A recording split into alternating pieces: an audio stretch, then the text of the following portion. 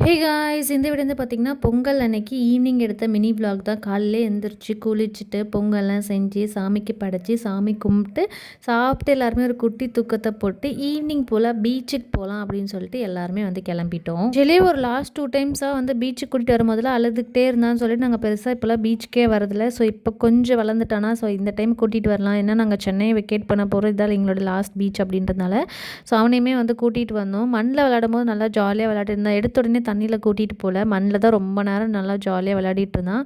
அதுக்கப்புறம் லாஸ்ட்டாக கொஞ்ச நேரம் வந்து தண்ணியில் கூட்டிகிட்டு போனோடனே தொபுக்கடின்னு கீழே விழுந்து பயங்கரமான அழுக, ஒரு மாதிரி ஷிவரிங் ஆகிடுச்சு அவனுக்கு அந்த குளிருக்கு.